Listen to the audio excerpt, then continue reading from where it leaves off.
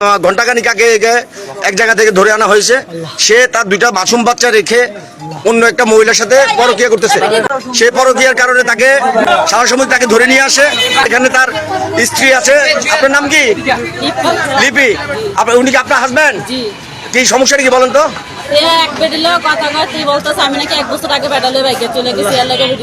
আপনার উপরে কি অত্যাচার করছে এটা বলেন একটু। আমার নাম ইসরাফিল। তুই থাকস কই? যাওতলা। তোর দেশের বাড়ি কই? নাঙ্গলকোট বক্সবন্ধ। তোর বাপের নাম কি? আলাউদ্দিন। মায়ের নাম কি? ফারুল আক্তার। ফারুল আক্তার। তুই বিয়ে করছিস কত বছর? বিয়ে চাই 7 বছর। 7 বছর। আমার মেয়ে 2 জন। বয়স কত মেয়েদের? 7 বছর আর 2 বছর। 7 বছর আর 2 বছর। তাহলে তুই পরকীয়া করছ কেন? তুই এটা কেন করছস বল? তোর মহিলার গলা চিপ দিছিস কেন? রাতে মারি দেখছিস? হ্যাঁ কথা এদিকে সোজা খারো। হ্যাঁ কেন করছ? হ্যাঁ পুলিশ এসে কেন তোর বাসাত পরশুদিন? হ্যাঁ ওই মহিলার নাম কি? যে মহিলার সাথে সম্পর্ক ওই মহিলার নাম কি? তোর কেমনি সম্পর্ক? তোর সম্পর্ক কি?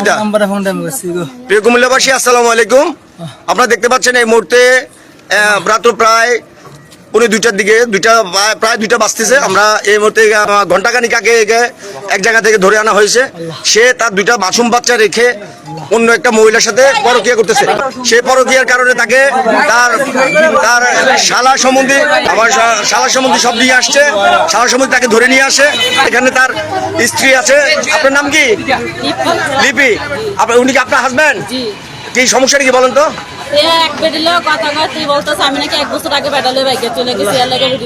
আপনার উপরে কি অত্যাচার করছে এটা বলেন একটু।